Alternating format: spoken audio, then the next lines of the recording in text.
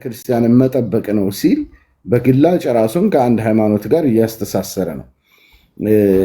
ዋና የትግል ዓላማ አድርጎ እያመጣው ነው። በተለይ ደግሞ ጎጃም ይላል።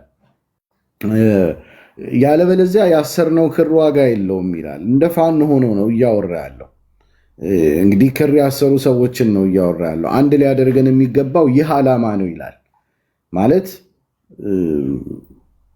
ሰዎች አንድ ሊሆኑ የሚገባው ወይም የፋኖ ሰዎች አንድ መሆን ያለባቸው በዚህ ዓላማ ስር ነው እያለ ይነግራቸዋል። በምንን ቤተክርስቲያንን በመጠበቅ ማለት ነው። በተለይ ደግሞ ይላል በተለይ ደግሞ ጎጃም የቤተክርስቲያን ሀገር ናት፣ የእምነት ሀገር ናት። ሰው ሁላ ወደዚህ የሚመጣው ለመሳለም ነው። ስለዚህ ከዚህ የተሻለ የትግል አጀንዳ ሊኖረን አይችልም። በዚህ መንፈስ ነው ትግሉ የተጀመረው ይላል። ሚንስ የብሔር ጥያቄ አይደለም ያለን፣ የሃይማኖት ጥያቄ ነው በዋነኝነት የተደራጀ ነው እያለ ነው። ለዚህ መሞት ደግሞ ሰማዕትነት መታደል ነው እያለ ያነሳል። አሁን እዚህ ውስጥ ምንም አይነት ፖለቲካዊ ትርክት የለም። ሙሉ በሙሉ ሃይማኖታዊ አድርገው ነው ሰዎቹ እየቀረጹ ያሉት ማለት ነው። የእኛ ትግል የወንጀሎች ቁንጮ የሆነውን ቤተክርስቲያንን ማስቆም ነው ሲል አብሮ እንኳን ለፖለቲካል ኮሬክትነስ እንኳን መስጊድ እንኳን አብሮ አልጠቀሰም።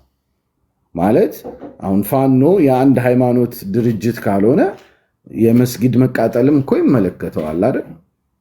እንደዛ ከሆነ በሃይማኖት ያልተደራጀ ከሆነ ያሰርነው ክር እያለ ነው የሚያወራው። ስለዚህ እንደ ፋኖን የሚመለከተው ክር እንዳሰረ ሰራዊት አድርጎ ነው። መካከል ላይ ሙስሊሞችም እንዳሉ አድርጎ አይቆጥራቸውም። አንድ ሊያደርገን የሚገባው ይህ ዓላማ ነው ብሎ የሰራዊቱ የአንድነት ዓላማ የትግል ዓላማ ራሱ ከአንድ ሃይማኖት ጋር የተሳሰረ መሆኑን ይናገራል። ለንግግር እንኳን ይህንን ሙስሊም ማን ነው እንትን ሲቃጠል ግን ሞጣ ላይ መስጊድ ሲቃጠል ያለውን ተመልክተናል። ከነጭራሹ ቆጭቷቸው ነው የሚል ጀስቲፊኬሽን የሰጠው። በተለይ ደግሞ ጎጃም የቤተክርስቲያን የእምነት ሀገር ናት ብሎ ያነሳል። ያው ሰዎቹ ጎጃም ውስጥ ራሱ ሙስሊም እንዳለ የሚያውቁ አይመስሉም። ጎንደር በሙስሊም ጠልነት እንደምትታመስ ይታወቃል። ሙሉ በሙሉ ክርስቲያናዊ አድርገው ነው ራሳቸውን እንደ መስቀል ጦረኛ አድርገው ነው የሚመለከቱት። በዚህ መንፈስ የተጀመረ ትግል አለ ይላል። ለዚህ መሞት ደግሞ ሰማዕትነት መታደል ነው ይላል። እንግዲህ መዋ ተዋህዶም ያነሳው ይህንኑ አጀንዳ ነው። ፋኖ መካከል ታጣቂዎች አሉኝ እንደውም ሲያስፈራራ ሁላ የሌሎቹን የብሔርተኛውን ፋኖ የሚያስፈራራበት ወቅት ላይ ጭምር እንደደረሰ ማየት ይቻላል በጥቅሉ ማለት ነው። እና ክርስቲያናዊ ትግል ነው ብለው ነው የሚያስቡት። ይሄ ሰዎቹ በግላጭ የተናገሩት ነው። የሚገርማችሁ ግን በሩን ዝጋው። የሚገርማችሁ ግን ከየዋህ ሙስሊሞች እርዳታ መሰብሰባቸውን እስካሁን ድረስ አላቆሙም። ትግሉን ለአማራ ብለው ዝም ብለው በአማራ ስም ያደርጉታል። ከዛ ግን ምንድነው የሚያደርጉት? ውስጥ ለውስጥ ግን የሚሰሩት ምንድን ነው?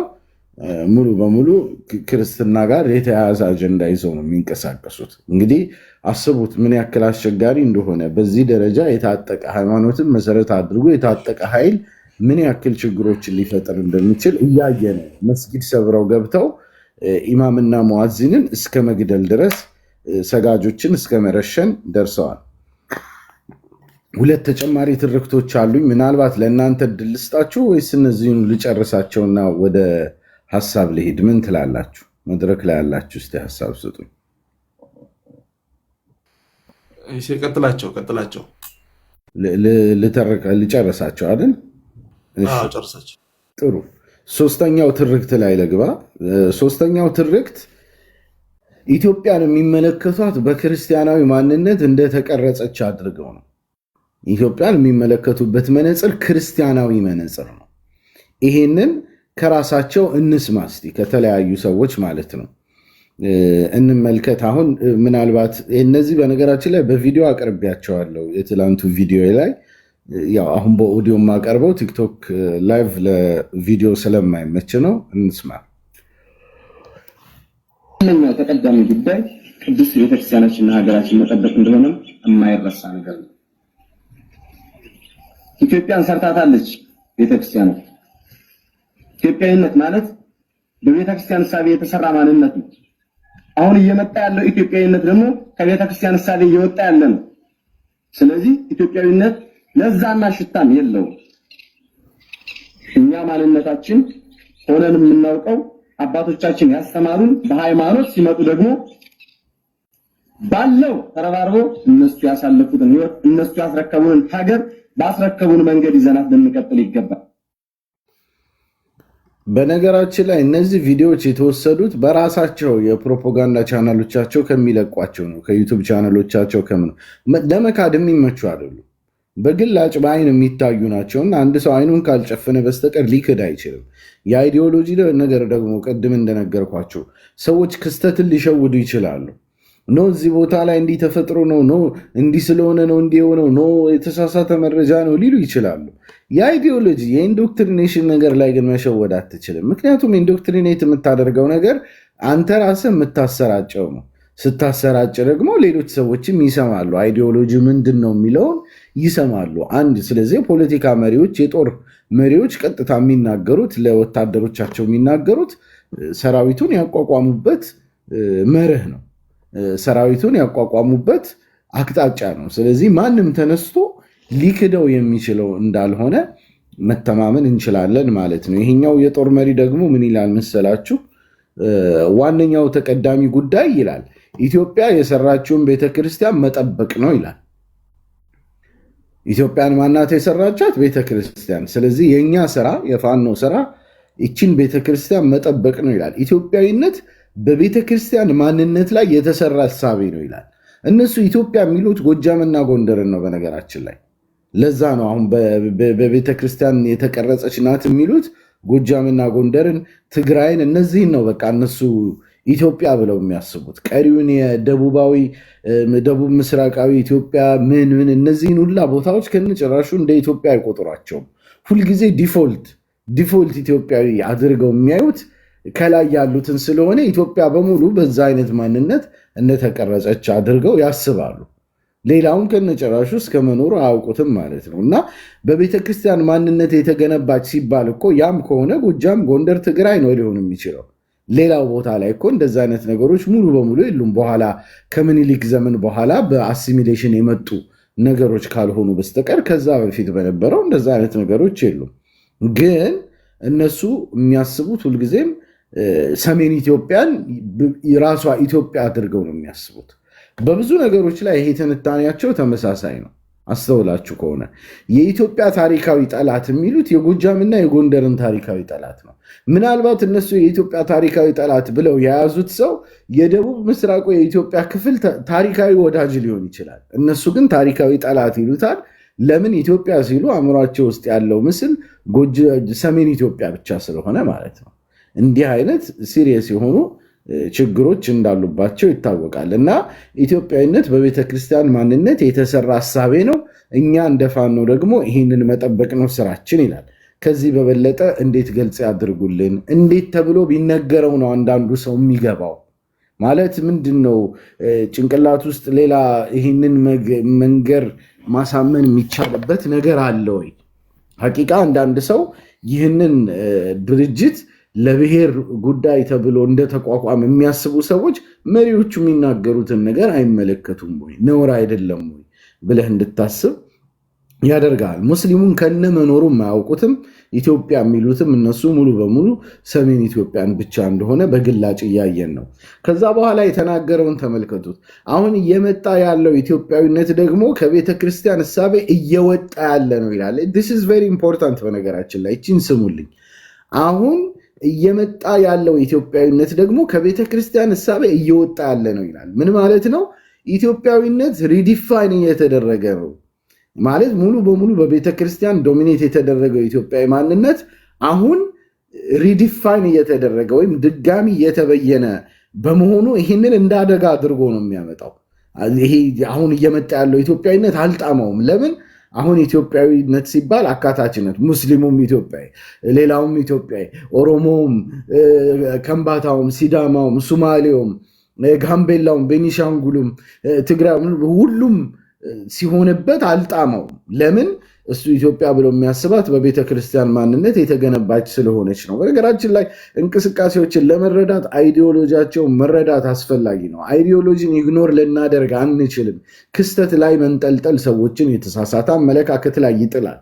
ክስተት ላይ ተመስርቶ ትንታኔ አይሰራም። ምክንያቱም ክስተቶች ላይ የተለያየ አይነት ልዩነቶች፣ ቫሪያብሎች ይኖራሉ።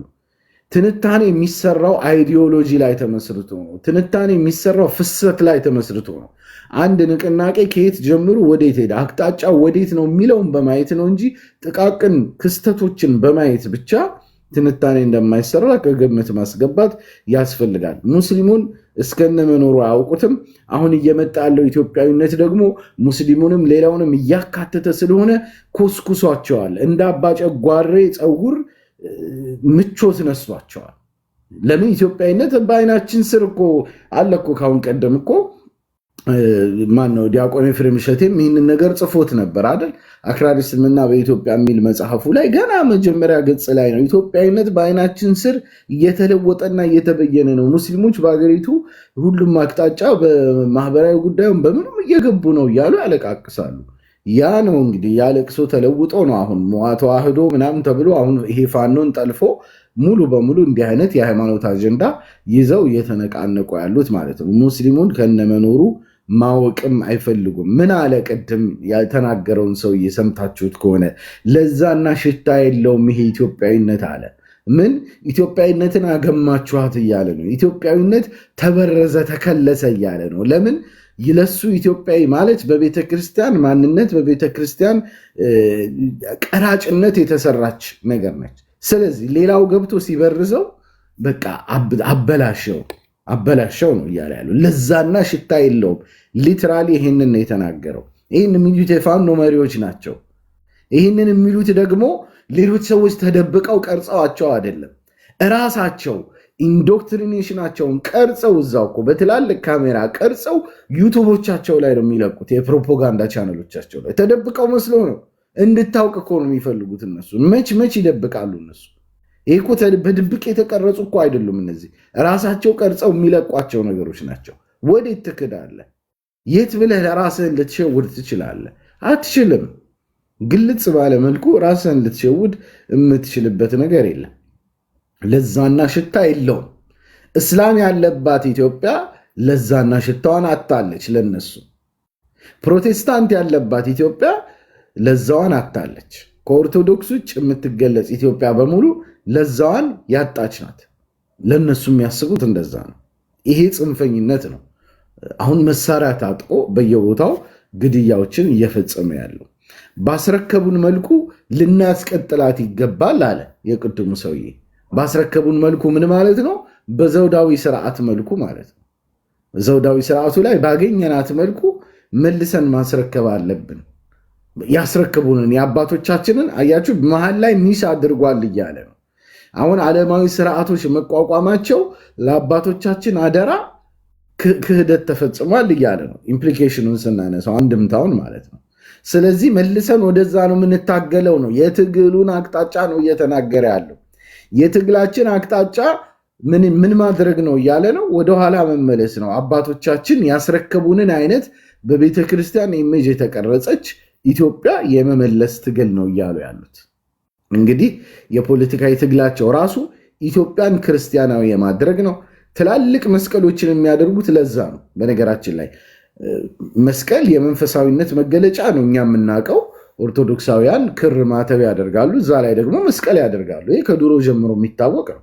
አሁን ግን የፋኖ አመራሮች እያደረጉ ያሉት 3 ትላልቅ የእንጨት መስቀል እንደዚህ አንዳንድ ጊዜ 4-5 የሚሆንበት ጊዜ አለ። ለዲስፕሌይ ተብሎ የሚደረግ ነው እንጂ ለመንፈሳዊነት ተብሎ የሚደረገውን መስቀል እናውቃለን። መብቱም ነው ማንም ሰው ያንን ማድረግ። ይህ ግን ለዲስፕሌይ እንደውም ዲያቆን ዳንኤል ክብረት ይመስለኛል ይህንን ወጥቶ የጻፈው ማን የሚባል ሰውዬ መክሯቸው ነው የሞዓ ተዋህዶ ሰው መክሯቸው እንደዛ ማድረግ እንደጀመሩ የሆነ ወቅት ላይ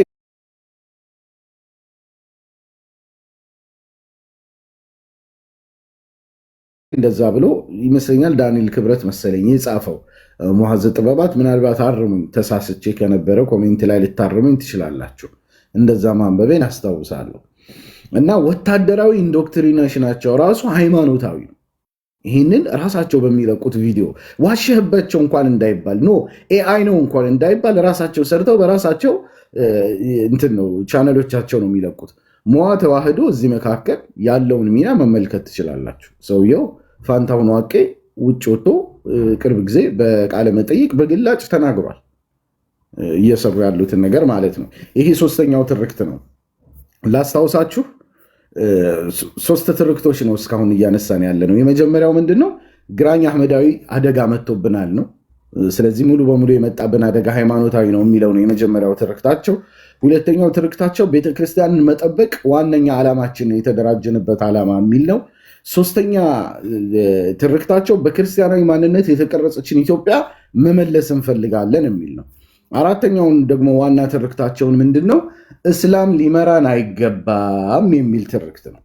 እስላም ሊመራን አይገባም፣ አሁን እየመራን ያለው እስላም ነው ብቻ ሳይሆን አሁን እየመራን ያለው ራሱ የእስላም መንግስት ነው ብለው ነው የሚያምኑት።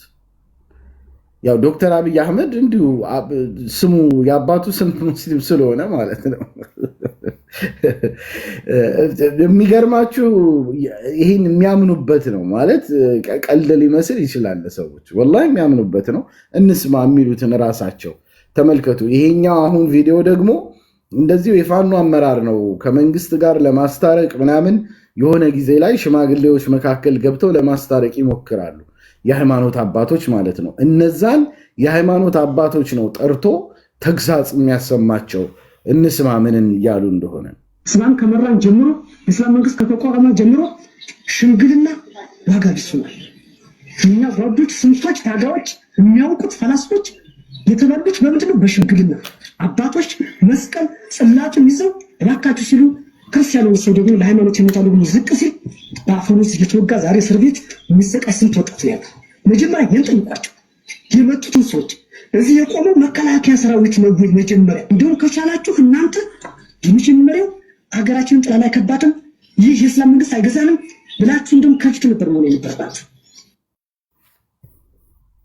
ተመልከቱ እንግዲህ ማለት እንግዲህ ይሄን የሚባልበት ሰራዊት ውስጥ ነው እንግዲህ እኔ አንድ ሙስሊም እዛ ውስጥ ምን ሊሰራ እንደሚችል አላውቅም። እስቲ እንስማ፣ እንቀጥል። ሀገራችን ወደ ሰላም የምትመጣ በባህሏ፣ በስርዓቷ፣ በወጓ ስትመራ ነበር። ይህንን የሚናገረው አርበኛ መሳፍንት ነው። መንግስት ላይ ያለውን ቅሬታ ከዓመታት በፊት የገለጸበት ነው። ስሙት።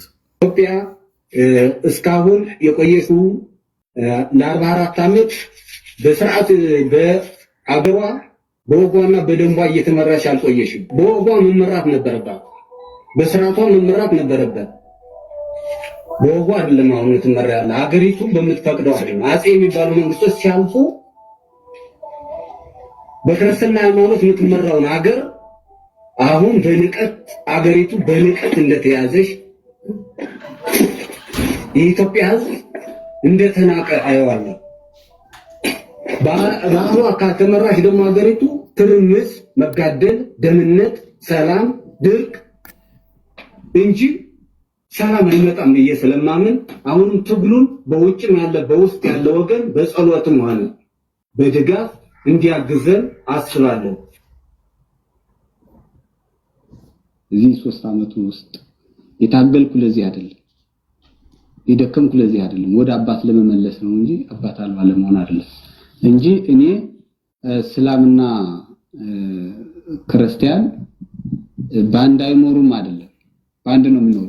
እስላሞች ልብስ ናቸው፣ ክርስቲያኖች ጉርስ ናቸው እና እንዲሁ ነው የሚኖሩ በኢትዮጵያ።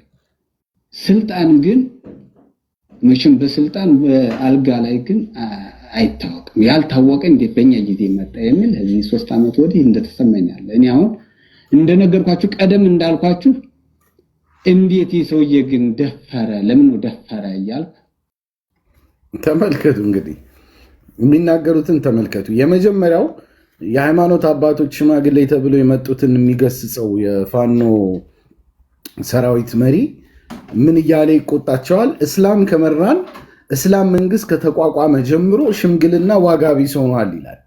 ለሽማግሌዎቹ ነው እንደዚህ የሚላቸው። እስላም መምራት ከጀመረ ሀገሪቱ ላይ እስላም መንግስት ከተቋቋመ ጀምሮ ሽምግልና ዋጋ ቢስ ሆኗል። ሁለት ነገሮችን እናያለን በዚህ ንግግር።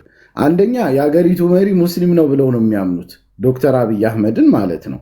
ያ ብቻ አይደለም፣ የዶክተር አብይ መንግስት ራሱ የእስልምና መንግስት ነው ብለው ነው የሚያምኑት። ይኸው ራሱ ንግግሩ ማለት ነው። እስላም ከመራርና የእስላም መንግስት ከተቋቋመ ጀምሮ ሽምግልና የሚባለው ነገር ዋጋ አጣ ይላል። ኢትዮጵያን የሆነ በቁርአን የምትተዳደር አድርገው ነው የሚያት እኒህ ሰዎች። እኔ አእምሯቸው እንዴት ምን እያደረጉ አእምሯቸውን ማለት ከምራቸው ነው የሚያወሩት። እንትንም እያሉ ድራማ እየሰሩም አይመስሉም። የምር አሁን ኢትዮጵያ ላይ የእስላማዊ መንግስት ያለ ነው የሚመስላቸው ሰዎቹ። ገና ለገና የዶክተር አብይ የአባታቸው ስም የሙስሊም ስለሆነ ማለት ነው። አንዳንድ ጊዜ ወላሂ ለማሰብ ራሱ ግራ ነው የሚገባው ሰው በዚህ ደረጃ እንዴት ብሎ አይኑን ሊጨፍን እንደሚችል። ቀልድ መስሏችኋል? አሁን የእስላም መንግስት ነው የመጣው እስላም ዙፋኑ ላይ ወጥቷል የሚለው ትርክት ጎንደርና ጎጃም ምናምን የሚኖር ሰሜን ኢትዮጵያ የሚኖር ሙስሊም በደንብ ያውቀዋል፣ ሊነግሯችሁ ይችላሉ። የዛ አካባቢ ሰዎች ሐቂቃ ይታመናል ማለት እንዲህ ተብሎ ነው የሚታመነው። ለእኛ ሊያስቀን ይችላል፣ ምነካቸው ልትል ትችላለህ። ግን የእውነትም እንደዚህ ነው የሚያምኑት። የችግሮች ሁሉ ምንጭ ሙስሊሙ እንደሆነ ነው የሚያስቡት። ለዛ ነው የእስላም መንግስት ከመጣ ጀምሮ ሽምግልና የሚባለው ነገር ዋጋ አጣ ይላል። ስለዚህ የሀገሪቷን ፖለቲካዊ ቀውስ ማን ነው ተጠያቂው? እስላሙና የእስላሙ መንግስት ማለት ነው። ሲሰብኩ የቆዩትም ይሄንን ነው። የማንቂያ ደወል የምን እየተባለ በየቦታው ብዙ አይነት ሰበካዎች ሲፈጸሙ ቆይተዋል። ያ ብቻ አይደለም። ምን ይላል? አገራችንን ጠላት አይከባትም፣ የእስላም መንግስት አይገዛንም ብላችሁ ከፊት መሆን ነበረባችሁ እያለ ሃይማኖት አባቶችን ይቆጣቸዋል። ምንድነው ጥፋታቸው? እስላም አይገዛንም ብላችሁ ለምንድነው ሰውን ያላሳመጻችሁት ነው። አገራችን በጠላት መከበቧ ልክ አይደለም ለምን አትሉም ነው። እስላሙን እንደ ጠላት አድርገው ስለሚያዩት ማለት ነው። የነዚህ ሰዎች የሙስሊም ጠልነት መጠን እኔ የትም ዓለም ላይ ያለ አይመስለኝም። በዚህ ደረጃ እስልምናን የሚጠላካል ዊዝ ኖ ሪዝን ማለት ምንም አይነት ምክንያት ሳይኖራቸው ሙስሊሙ እንደ ጠላት ለመቆጠሩ ከዚህ በላይ ማስረጃ የለም። ኖ እንደዚህ አይደለም ፋኖ ምናምን ከእስልምና ጋር ችግር የለበትም የሚል ሰው ምንድን ነው ማለት እንዴት ብሎ ነው ራሱን ማታለል የሚችለው? እስላም እየገዛን ነው ብለው ነው የሚያምኑት። በግልጽ ነው እየተናገሩ ያሉት። የፕሮፓጋንዳውን ኢንቴንሲቲ በነገራችን ላይ አንድ ሰው በሰራዊት መሪነት በጦር መሪነት ደረጃ ያለ ሰው አሁን አገሪቱ ላይ ያለው መንግስት እስላማዊ መንግስት ነው ብሎ ለማመን ምን ያክል ፕሮፓጋንዳ እንደተሰራበት የአእምሮ አጠባ እንደተሰራበት አስቡት። በጣም ኢንቴንሲቭ የሆነ ፕሮፓጋንዳ እንዳለ ነው የሚገባኝ። መሪ የሚባሉ ሰዎች እንኳን በዚህ ደረጃ የሚያስቡ ከሆነ ማለት ነው። ከዛ ምን ይላቸዋል? የሃይማኖት አባቶችም ጭምር ማለት ይህንን የሚያደርጉት ለምንድን ነው? የሃይማኖት አባቶችን በግድ ጨምድደው ወደ መንገዳቸው ለማስገባትና ወደ ጫና ለመጋበዝ ማለት ነው። በተደጋጋሚ ፋኖን በግላጭ የሚደግፉ ቀሳውስትን ምኖችን ስታዩ የነበራችሁት እንደዚህ እያደረጉ ሎቢ ስለሚያደርጓቸው ስለሚያስፈራሯቸው። የሃይማኖት አባቶች ብዙ ቪዲዮ አለ እኮ በግላጭ ፋኖን ሲደግፉ የሚታይበት። ስለዚህ እነዚህ ታጣቂዎች የሃይማኖት አባቶችንም ጭምር እየጎተቱ ወደዚህ የአይዲዮሎጂ ጦርነት ያስገባሉ ማለት ነው። ተመጋጋቢ የሆነ ኃይል መሆኑን እናያለን። ከዛ በኋላ ምን አለ ደግሞ አርበኛ መሳፍንት የሚባለው ደግሞ የፋኖ መሪ፣ እሱ ደግሞ ምን ይላል? አገራችን ወደ ሰላም የምትመጣው በወጓና በስርዓቷ ስትመራ ነው አለ። ምንድነው ወጓና ስርዓቷ ካላችሁት ለ40 ዓመት ያክል በወጓ አልተመራችም። ያ ማለት የዘውድ ስርዓቱ ከወደቀ ጀምሮ ኢትዮጵያ ከወጓ ተፈናቅላለች ይላል። ምንድነው ወጓ? አፄዎች በክርስትና የመሯት ሀገር ነበረች ይላል። አሁን ግን ተናቀች ይላል። የኢትዮጵያ መናቅ ምንድነው? በአርበኛ መሳፍንት አመለካከት ዓለማዊ መንግስት መቋቋሙ ማለት ነው። ለምን? እነሱ የሚሰሩት ለክርስትና መንግስት ስለሆነ። ይህንን በግላጭ ነው እየተናገሩ ያሉት፣ ተደብቀው አይደለም። ቀርጸው ነው እኮ ከኋላ መዝሙር አድርገው የሆነ መዝሙር የሚመስል ነገር ይሰማል ከኋላቸው ቁጭ ብለው በግላጭ ነው የሚናገሩት። አፄዎች በክርስትና የመሯት ሀገር ነበረች፣ አሁን ግን ተናቀች፣ ተንቃለች ሀገራችን። ምንድነው ንቀቱ? ዓለማዊ መንግስት ማለት ነው።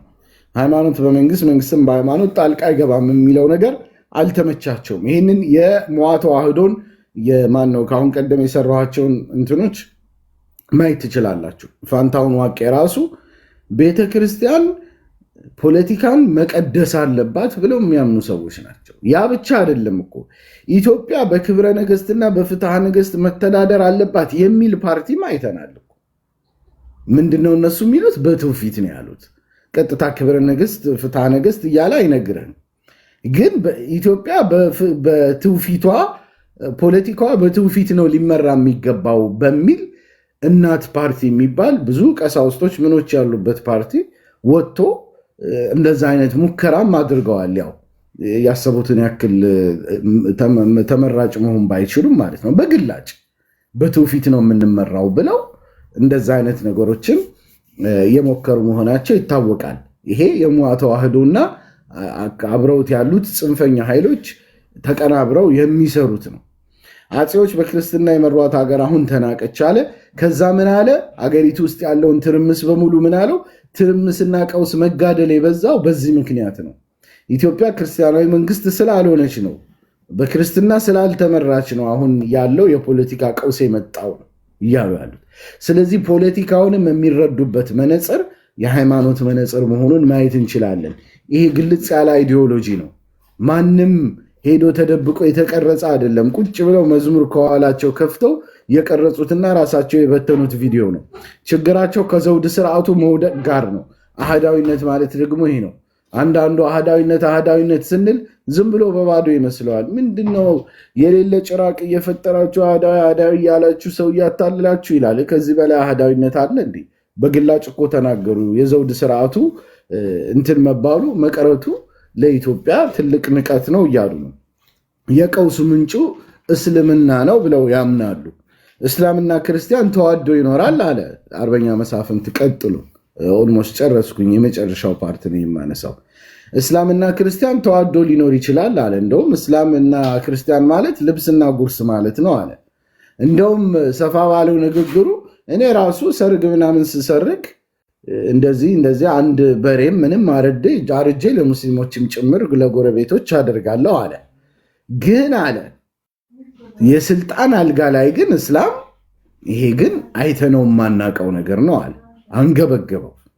ከእስላም ጋር አብሮ መኖር ይቻላል አለ። ችግር የለም ልብስና ጉርስ ሆነን ተዋደን ተሳስበን እንኖራለን። ግን እስላም ግን መሪ አይሆን ኖ እንዴ? እስላም መሪ ሊሆን እንደውም እኮ አለ በዚህ 3 ዓመት በጣም ቅር ብሎኛል። ለምንድን ነው ቅር ያለው? እንዴት ይህ ሰውዬ ደፈረ ማለት ዶክተር አብይ አህመድን ሙስሊም ነው ብለው ስለሚያምኑ ማለት ነው። እንዴት ደፍሮን ነው ይህ ሰውዬ ኢትዮጵያ ልምራ ብሎ አንድ እስላም የወጣው ብዬ በጣም በዚች 3 ዓመት በጣም ከፍተኛ ቅሬታ አለብኛል አዲል።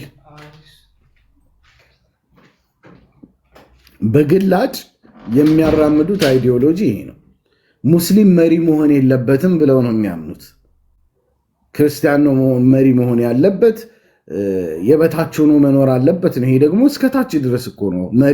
መሪነት አይሰጠውም ለሙስሊሙ ሲሉ ታች ድረስ አወቃቀር ድረስ ይመጣል ማለት ነው። እኒህ ሰዎች ዓላማቸው ሙስሊሙን ከየትኛውም የአመራር መዋቅር በክልሉም ላይ ተሳክቶላቸው ደግሞ ሌሎች ቦታዎችን ከያዙ በሌላ ቦታዎችም ላይ ሙስሊሙን መንጥረው የማስወጣት እቅድ ነው ያላቸው። አማራ ክልል ላይ ሲፈጽሙ የቆዩት ጦርነት የዚሁ እኮ አካል ነው አይደል እንዴ? ይሄው ሙስሊም ቦታዎች ላይ የሄዱ በየጊዜው የሚገደሉትን ተመልከቱ። የወሎ ኦሮሞ የሚባሉ ሙስሊሞች የሚበዛባቸው ቦታዎች ላይ ምን ያክል ተደጋጋሚ ጦርነት በክልል ደረጃ እንዳደረጉ አስታውሱ።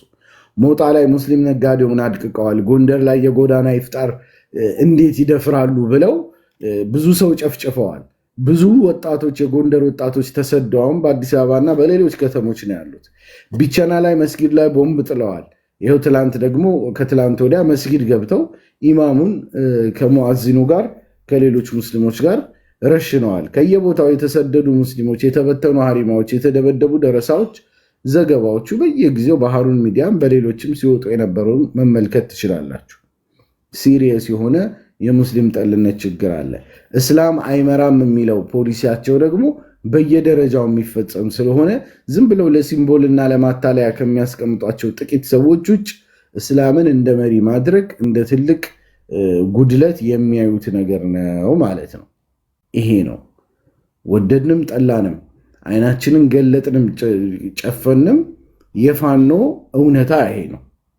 ፋኖ እና ሞዓ ተዋህዶ ተቀናብረው ራሳቸውን ልክ እንደ መስቀል ጦረኛ እየቆጠሩ ለክርስቲያናዊ መንግስት እየታገሉ ነው ያሉት። ሙስሊም ጠልነታቸው ደግሞ እጅግ በጣም ሰማይ ነክቷል። ስለዚህ እኒህ ናቸው የአይዲዮሎጂ መሰረቶቻቸው። የሚያደርጉት ትግል ፖለቲካዊ ትግል ይመስላል፣ ግን እያደረጉ ያሉት በእነሱም በራሳቸው ገለጻ መሰረት ሃይማኖታዊ ትግል መሆኑን ማየት እንችላለን። ይህንን ያልተረዳ ካለ ይረዳ። የእስላም ጠልነቱ ዋና ምንጭ ይሄ ነው የሚለውን ነገር በደንብ ማየት ያስፈልጋል። በአይዲዮሎጂ ደረጃ ያለን ነገር ምንም የሚያፈናፍን አይደለም። እንዳልኳችሁ ሰዎች ክስተት ላይ ሊክዱ ይችላሉ። ኖ እንደዚህ አይደለም የሆነው እንደዚህ ነው የሆነው፣ ብዙ አይነት ነገሮችን ሊክዱ ይችላሉ። አይዲዮሎጂን ግን ሊክዱ አይችሉም። ምክንያቱም አይዲዮሎጂ መሰበክ ያለበት ነገር ነው። የግድ መስበክ አለባቸው። ሳይሰብኩ ሊቆዩ አይችሉም ማለት ነው። አይዲዮሎጂ ከሆነ የግዱን ይሰብካሉ። ሰበካቸውን ደግሞ በየቦታው ሲያደርጉት የምናየው ነው ማለት ነው። አላኩል ያህል ፋኖ ምናምን የምንላቸው ኃይሎች እነዚህ ናቸው። ወደድንም ጠላንም እኒህ ናቸው። እውነታውን እንቀበል። ችግሩን አንደርስታንድ ስታደርግ፣ ችግሩን ማየት ስትጀምር መፍትሄው ላይ ደግሞ ጭንቅላት ይከፈታል። አሁንም ግን በየጊዜው ስለ አህዳዊነት አደጋ ሲነሳ በጣም ብዙ ሰው አለ። ኖ የአህዳዊነት አደጋ አልቋል፣ አሁን እንደዚህ ያለቀለት ነው፣ የድሮ ኢትዮጵያ ተመልሳ አትመጣም፣ የአፄዎቹ የማይሳካ ህልም ነው፣ አሁን ወደ ሌላ እናተኩር ይልሃል። ቢላሂ አለይክ እነሱ ተደራጅተን መጣን እያሉ ነው። እነሱ 4 ኪሎ እንገባለን ብለው ነይተው እየተንቀሳቀሱ ኖ አሁን እኮ ደቋል እኮ እንዲህ አይነት አመለካከት መስሎህ ነው። ከድሮው ተጠናክረዋል። ለምን? ወታደራዊ ኢንዶክትሪኔሽን አላቸው፣ የሚዲያ ፕሬዘንስ አላቸው፣ ከፍተኛ የዲያስፖራ የገንዘብ ምንጭ አላቸው፣ የዲፕሎማሲ ድጋፍ አላቸው። ትንሽም ቢሆን ሌጋሲ አላቸው። ክርስቲያናዊ መንግስት ብለው የአፄው ስርዓት ብለው እየተመለሱ ነው። ሃይማኖት ውስጥ ገብተው የቤተ ክርስቲያኗን ሪሶርሶች እየጠለፉ ወደ ራሳቸው የመጎተት ስራ ይሰራሉ። በሁሉም ግንባር ታጥቀው እየመጡ ነው ያሉት። አንተ አህዳዊነት የሚባል ነገር የለም፣ ያለቀለት ህልም ነው፣ የድሮ ኢትዮጵያ ላትመለስ ተሸኝታለች እያልክ ራስህን ታታለላለህ።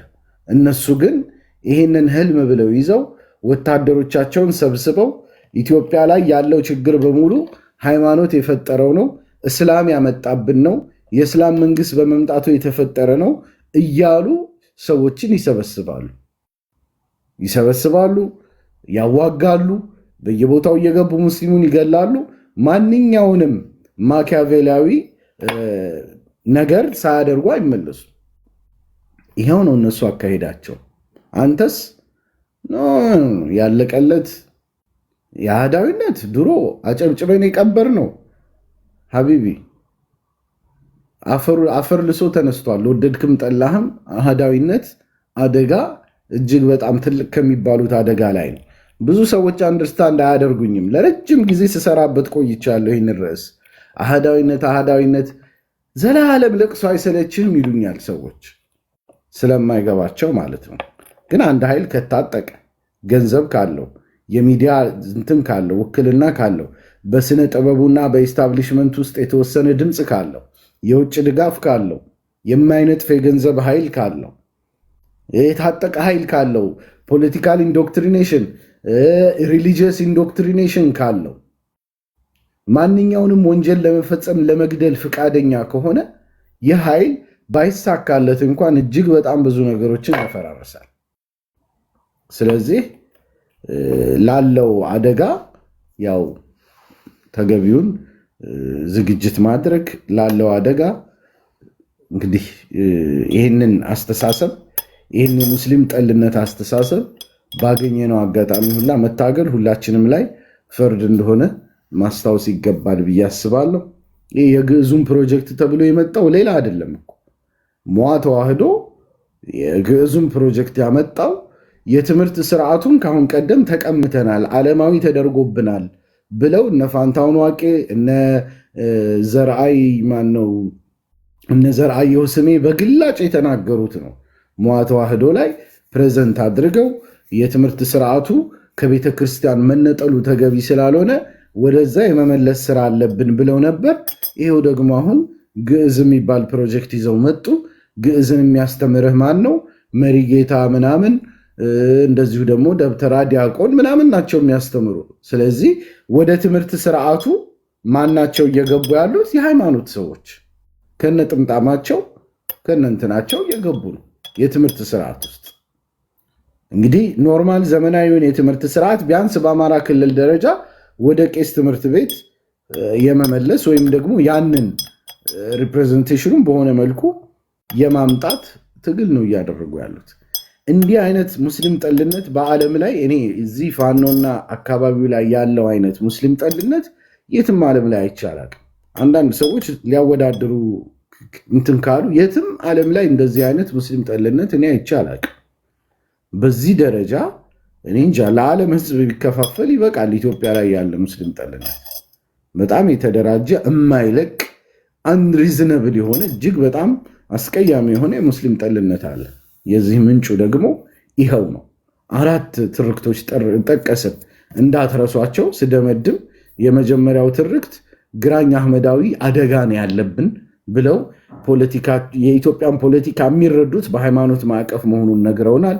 ዋና ዓላማችን ቤተክርስቲያንን መጠበቅ ነው ብለው ተናግረዋል። ሁለተኛው ትርክት ሶስተኛው ትርክት በክርስቲያናዊ ማንነት የተቀረጸች ኢትዮጵያ የትግል አቅጣጫችን ናት ብለዋል። በአራተኛ ደረጃ ደግሞ አሁን እስላም መንግስት ነው ያለው፣ ይህንን መንግስት እስላም ሊመራን አይገባም የሚል ነገር አለው። እንደውም እነሱ ትንቢት ምናምን እያሉ ደግሞ ሌላ ነገር ውስጥም ይገባሉ። የሚያስቧቸው ነገሮች አሉ። እንዲህ አይነት እንትን አለች፣ እንዲህ አይነት የሚያልሟቸውን ነገሮች አንዳንዶቹ ደግሞ ወደነ ዲያቆን ማን ነው ወደነ ዶክተር ሮዳስ ወደነ ሐኪም አበበች ደግሞ ስትሄድ በዛ በኩል የታሰበውን ደግሞ ፕሮጀክት ምን አይነት ኢትዮጵያ እንደሚስሉ ምናምን ደግሞ በተግባር ሄዶ ማየት ይቻላል። አላኩል ያህል እነሱ በዚህ መልኩ እየሰሩ ነው። አንተ ገና ችግሩን ራሱ ማመን አልፈለግም ነው የተቀበረ አህዳዊነት ትላለህ። ይኸው ነው። እኔ ጨረስኩኝ። በጣም ረጅም ሰዓት አወራሁኝ። ኢንሻላህ እናንተ ማውራት ትችላላችሁ። ሰዎችን ላስገባ መሰለኝ።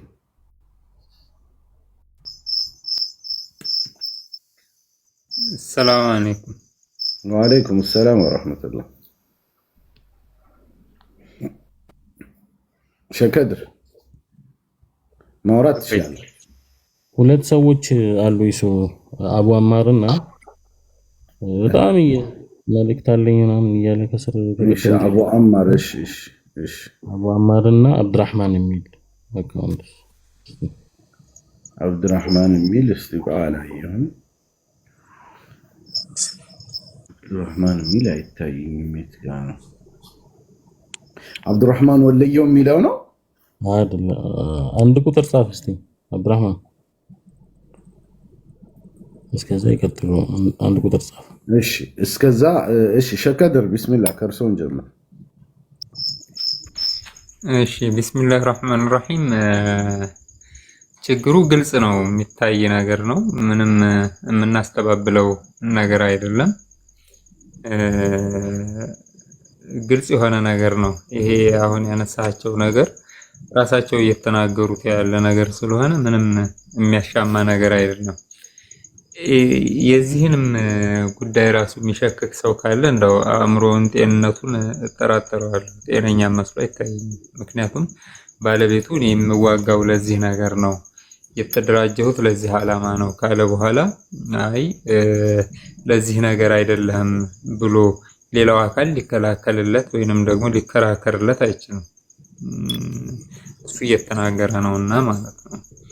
ግን እኔ ያልገባኝ ነገር ምንድነው እንደ ተጨማሪ የችግሩም የተጨማሪ አካል አድርገን መውሰድ አለብን ብዬ የማስበው ነገር የሚከላከልልን አካል እንደሌለ ሁላችንም በጋራ ልንተማመን ይገባል። የሚመክትልን በቃ የኛን ሰላም የሚያስጨንቀው ለኛ የሚመክትልን ለኛ የቆመ ስርዓት አለ ብዬ አላምንም። መሬት ላይ ያለው ነገር ይሄ። ይህ ከሆነ መፍትሄው ምንድነው ያለው? ምን አይነት መፍትሄ ላይ ትኩረት እናድርግ የሚለው ነገር ኡስታዝ አብዱራህማን ሚጢ የተናገረው ነገር በጣም ይገዛኛል። ምክንያቱም የግዕዝም ጉዳይ ይሁን የምንም ጉዳይ ይሁን መንግስት በትክክል ትኩረት ቢያደርግበት የሚፈታ ነገር ነው። ምክንያቱም ትምህርት ሚኒስቴርን የሚመለከት ጉዳይ ነው። በሂጃብ ጉዳይ ሲከለከል እንትና ላይ ይሄ ማን ነው አክሱም ላይ በሂጃብ እህቶቻችን ሲከለከሉ ትምህርት ሚኒስቴር የሚፈታው ነገር ነው።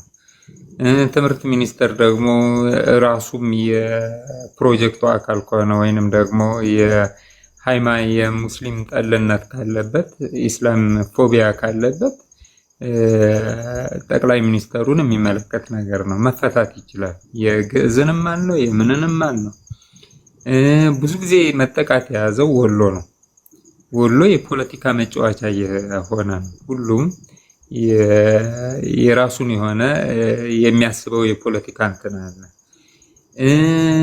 ይሄ የታሰበው ነገር መጀመሪያ መንግስት ምን አስቦ ነው ግዕዝ ምናምን ሲባል አገሩ ቀውጢ ሲሆን ዝም የሚለው ምን ታስቦ ነው? እንደዚሁ ደግሞ ስልክ የተጠለፉ ስልኮችን አይቼ ነበር ሞጣ ላይ እንትና ላይ ይሄ መካነ ሰላም ላይ ለተከሰቱ ነገሮች ስልክ ተጠልፎ መንግስት ስልክን ሊጠልፍ የሚችለው ማን ነው? ስልክ ተጠልፎ ያ ነገር ሆኖ ቦታው ላይ የት ቦታ ላይ እየተነጋገሩ እንደሆነ የሚታወቅ ነገር ነው። መያዝ ቢፈለግ እነዚያ ሰዎች መያዝ ይችላሉ። ነገር ግን ለኛ የሚከላከል አካል እንደሌለ ሁላችንም ልንተማመን ይገባል።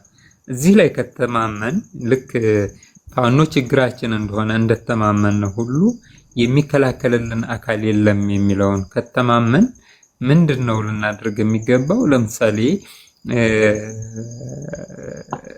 ከተማችን ላይ ከሌላ ቦታ የመጡ ሰዎች ከተማችን ላይ ሚኒሻ እስኪሆኑ ድረስ መሳሪያ እስኪቀበሉ ድረስ ምን እስኪሉ ድረስ ይደርሳል። ከተማችን መጥተው የከተማችን ሰዎች ደግሞ ሙስሊም የሆኑ አካሎች ያንን ነገር አይጠቀሙበት። ፖሊስ ላይ ሲገቡ አይታይም፣ ሚኒሻ ውስጥ ሲገቡ አይታይም። በአብዛኛው ነጋዴ ነው የሚሆን። ይሄ መስተካከል አለበት ብዬ አምናለሁና እንደዚህ መፍትሄም ላይ ራሱ ብናወራ ምንድነው መፍትሄ ማድረግ ያለብን? ሆን ተብሎ ወሎን ለመገንጠል ታስቦ ከሆነ እኛ መጀመሪያ አማራው ክልል ውስጥ ያስገባን እኮ ፖለቲካው ነው እንጂ እኛን አማክሮ አማራ ክልል ውስጥ ያስገባን አካል የለም። መገንጠልም ካስፈለገ ከጠየቁን የኛ ደም መፍሰስ አያስፈልገውም። መጀመሪያ እኛ አከሌ ክልል ነን አናን ወሎ ራሱን እንዲችል እንፈልጋለን እንደ ወሎ ማለት ነው። ነገር ግን የኛ ደም የማንም ፖለቲከኛ መጫወቻ መሆን የለበትም። አሁን ሁለት አካሎች ናቸው አገሩ ማተራመስ ያዙት፣ ሴረኛ ፖለቲከኛና መሀይም መሳሪያ የታጠቀ አካል። መሀይም የሆነ መሳሪያ እንግዲህ መሳሪያ ማለት ራሱ መቆጣጠር የሚችል በትክክል የመሳሪያን እንትን ምን ቦታ ላይ መጠቀም እንዳለበት የሚያቅ ራሱ መምለክ የሚችል ራሱ መቆጣጠር የሚችል ሰው እጅ ካልገባ መሳሪያ በጣም አደጋ ነው። ማንም ሰው እየተነሳ መሳሪያ የሚሸከም ከሆነ በቃ ምንም ነገር የለም ማለት ነው። ሃይማኖትም የለም፣ እሴትም የለም፣ ምንም የለም፣ የሚጠበቅ ነገር የለም። አሁን ሁለቱ እንትኖች ሀገር እያጠፉ ናቸው ያሉት። ይሄ መፍትሄ ያስፈልገዋል። እንደ መንግስትም በጣም ሊያስብበት ይገባል። እኛም ልናስብበት ይገባል። አሁን በቃ እንትና ላይ ይሄ ነገር ሆነ፣ ሞጣ ላይ የሆነ ነገር ሆነ፣ መፍትሄ አልተደረገለትም። አንዋር መስጂድ ላይ የሆነ ነገር ሆነ፣ መፍትሄ አልተደረገለትም። የሐጂ መሐመድ ወሊ አባት የሆነ ነገር ሆነ፣ መፍትሄ አልተደረገለትም። ሁሉም ጊዜ ማን ነው የሚገለው? የገደለው አካል ወይንም ደግሞ መስጂድ ያቃጠለው አካል ምን ያለው አካል አንድም ሰው ተይዞ ያየነው ነገር የለም። እስካሁን ምንም ነገር ሲሆን አላየንም። ለፍርድ የቀረበ አካል የለም። አንድ ሁለተኛ እኛ እንደ ሙስሊሞች ሚሞሪያችን አጭር መሆን የለበትም። ችግሩ ሲመጣ ብቻ አስበን አንድ ወቅት ብቻ እንትን ብለን አንተን ነው እስካሁን ድረስ በአብዛኛው ስትጨነቅ ማይ በተለይ አህዳዊነት የሚባልን ነገር እየተዋጋ ያለው ሙስሊሙ ሾርት ሚሞሪ ነው ያለው። ከዚያ በኋላ ይረሳዋል። ከትንሽ ጊዜ በኋላ አሁን ይሄም ይረሳል። ከዚያ በኋላ መልሶ የሆነ ነገር ሲመጣብን እሪ እንላለን። ይሄ መስተካከል አለበት። ሁሉ ጊዜ እኛ ተጠቂ ሌላው አጥቂ ሁሉ ጊዜ እሪ የምንል መሆን የለብንም። ካሁን በኋላ መጠቃት የለብንም። ባናጠቃ እንኳን መጠቃት የለብንም። ደግሞ ከሞት የሚገሉን ከሆነ ደግሞ ከሞት ገለንም ነው መሞት ያለብን እንደኔ እምነት ማለት ነው። መስጂዴ ላይ ከመጣ ሚስቴ ላይ ከመጣ አገሬ ላይ ከመጣ ምንድነው የምሰራው? ይሄ እኮ የሚከላከልልኝ አካል ከሌለ ከላይቴ ላይ መከላከል ግድ የሚለኝ ነገር ነውና ይህ ነገር መደገም የለበትም ብዬ ነው የማምነው። አመሰግናለሁ። ጀዛኩሙላሁ ኸይረን። ጥሩ አቡ አማር ግን አንድ ነገር ልጨምር፣ የረሳሁት ነገር ነበር ይሳቅ። እሺ ቅድም ያነሳሁት ነገር ነበር ሙስሊሙ መቼ ነው የሚነቃው የሚል ማለት ነው። ለምሳሌ ይሄ ጁዝኢያት የሆነ የፊቅህ መስአላ እንትን ስትል ብዙ ወንድሞች እዚህ ላይ ይፈታሉ። ይህ ጉዳይ ግን ሲያስጨንቃቸው ማላያቸው ሐታ ቲክቶካቸውንም ሳይ የገዛ ጉዳይ ላይ ብዙ እንትን የሚሳተፉ አይደሉም። የሙስሊሞች ጉዳይ ላይ እንትን ሁሉ ጊዜ ጁዝኢያት ላይ ብቻ እየተከታተሉ እንትን የሚሉ ሰዎች አሉ። ስለነዛም ሰዎች የምንሰማው ነገር ለምሳሌ ከምስራቅ አማራ ፋኖ ጋር በጋራ ሆነው እየሰሩ ነው የሚባል አሜቶችንም ሁሉ እንሰማለን። እኛው ሙስሊም ውስጥ ሆኖ ማለት ነው። እንዲህ አይነት ነገሮች አሉና እስቲ በጎናችን ያሉ ሙስሊም ወንድሞቻችን ካሉ እንደዚህ አይነት ችግር ያለባቸው ካሉ ብንመክራቸው የሚል ሐሳብ አለኝ። አላሁ አዕለም። ጥሩ ጀዛኩሙላሁ ኸይረን። እሺ አቡ አማር ያንተ እድል ነው። 3 ደቂቃ እናድርግ መሰለኝ አይደል? እንዳይረዝምብኝ። ጥሩ ነው። 3 ደቂቃ በጣም 3 ደቂቃ እና የምንናገረውን ነገር ደግሞ በተቻለ መጠን ጥንቃቄ እናድርግ። ኢንሻአላህ በስሜት ያልሆነ ነገር ከመናገር እንጠንቀቅ። ኦኬ ሹክራን። እኔ የተነሱት ነገሮች ላይ ላለመድገም እሞክራለሁ። በሌሎች ባልተነሱት ነገሮች ላይ ብቻ የተወሰኑ ነገሮችን ልበል። ማለት ተነስተዋል፣ ግን ትንሽ ላጠንቀር። የመጀመሪያው ነገር ከዚህ በፊት ሞጣ ላይ በተደረገው ነገር ላይ ታስታውሰው ከነበረ ሙሉ ሀገሩ ተንቀሳቅሶ ነበር እና ያ ነገር ራሱ ንቅናቄው በጣም እንዲጸጸቱ አድርጓቸው ነበር። ራሱ ለምን አደረግን ብለው በግልጽ ወጥተው ራሱ ያንን ነገር ሁሉ ያሳወቁበት ጊዜ ሁሉ ነበር ማለት ነው እና ያ ነገር ግን ስትራቴጂ ቀርጸው ከዛ በኋላ አከሸፉት። በምን መልኩ አከሸፉት? እነዛ ሲሆን ብቻ ነው፣ ሌላ ቦታ ሲሆን እንትን አይሉም፣ እናንተንም ያጠቋቸዋል በሌላ በኩል የሚል አይነት ስራ ተሰራ። እንደውም በዛ ምንድነው ወለጋ ላይ ደግሞ ራሳቸው አማራዎቹ ላይ ወሎዬዎቹ ላይ ማለት ነው ተሰራና በዛ መልኩ ፖለቲካው ተሰርቶ ይሄው አያችሁ እኛ ለእናንተ ነው የቆምነው አይነት ነገር ፖለቲካ ተሰራና ሌሎቹ ሌላ ቦታ ላይ ሲሆን ለኛ እንትን አላላችሁም እዚህ ሲሆን ነው እንደምትጮሁት የሚል እነሱም በዛ ተታለሉና ሙስሊሙ ከነሱ ጋር የሚቆመውን ሙስሊም የመግፋት ስራ ተሰርቷል በጣም ማለት ነው በዛ በኩልና እሱ አንድ የፈጠረው ክፍተት አለ አሁን ላይ የሚታየኝ ማለት ነው። በዚህ ነገር ላይ ትንሽ ቢነቁ ላለው እዛ አካባቢ ያሉ ሰዎች በተለይ አንድ ሰው ይሄንን ነገር ሲያደርግ የትም ይሁን ከየት ነው ምናምን ሳይሆን ማለት ያለባቸው የተደረገው ነገር ትክክል ነው እና ደግሞ ሙስሊም የትኛውም ቦታ ላይ ሙስሊም ብቻ አይደለም በነገራችን እስልምና ሙስሊምም ባይሆን ፍትሃዊ መሆን እኛ ፍትሃዊ መሆን አለብን። የትኛውም ቦታ ላይ በደል ሲደርስ ከበደል ጋር መቆም ያንን በደል መጋፈጥ ያስፈልጋል። ሁለተኛው ነገር ደግሞ አሁን ላይ የተጀመረ አንድ አሪፍ ፋሽን አለ በጣም ስኬታማ የሆኑበት እሱ ምንድነው የትኛውም ነቃ ያለ ሙስሊም ካገኙ ስልጤ ነው ያ ሰው። ለምሳሌ ያህል ለመጥቀስ ያህል አብዱል ጀሊል ለነሱ ስልጤ ነው ስልጤ ብለው ነው የሚሰድቡት። ኢሳቅ ስልጤ ነው ለነሱ። አህመድ ዲን ጀበል ስልጤ ነው። ከነዚህ ውስጥ ሁሉንም ብታዩዋቸው ስልጤ የለበትም። ነገር ግን ስልጤ የሚሉት ለምንድን ነው ከተባለ ሙስሊም ብለው ካሉ ከሙሉ ሙስሊሙ ጋር ነው የሚጋጩት። እናም ደግሞ ጠንከር ያሉትን ነጥሎ ለመምታትም አይመቻቸውም። ስለዚህ የሆነ ስም መስጠት ስለሌለባቸው ብቻ እንጂ ስልጤ እንደ ሌሎቹ እንኳን ነፃ አውጪ ቡድን የለውም፣ ወታደር የለውም፣ አይዋጋም፣ ከነሱ ጋር አልታገላቸውም። ነገር ግን ይሄን ስም ሰጥተው የሚታገሉበት ምክንያት የጠንካራ ሙስሊሞች ስም ስለሆነ ነው ስልጤ የሚለው ቃል እና ለዛ ነው ይሄንን ቃል የሚጠቀሙ። ሌላው ሶስተኛው ነገር ከመደራጀት ውጪ ሌላ ምንም አይነት ሽሩሩ የሚባልበትም የሚሸፋፈንም ነገር የለውም እና አይ ቲንክ ደቂቃ እንጨርሻለሁ መሰለኝ ላለማለፍ። እሺ አቆሚያለሁ። ጥሩ ጀዛከላሁ ኸይረን። እሺ ሰይድ ሶሻል እንኳን በደህና መጣህ ሀቢቢ። ቢስሚላህ። እንኳን ደህና ቆያችሁኝ። ቢስሚላህ አልሐምዱሊላህ ሰላቱ ወሰላሙ ዐላ ረሱሊላህ። ያው እንግዲህ ትልቅ አጀንዳና ወቅታዊ ጉዳይ ነው ይዘህ የመጣው ኢሱ። ያው ሁላችንንም ያሳሰበ ያስደነገጠ ጉዳይ ነው። ብዙዎቹን አንተ አንስታቸዋል። እኔ እንደሚመስለኝ ይሄ ኃይል ዲክላይኒንግ ፓወር ነው ብዬ ነው የማስበው። ማለት የተጽዕኖ አድማሱ እየወረደ የፖለቲካል ኃይሉም እየቀነሰ ወደ አንድ ክልል የተሰበሰበበት ሁኔታ ነው ያለው። በፊት እጁ የማይደርስበት ቦታ የለም ነበረ።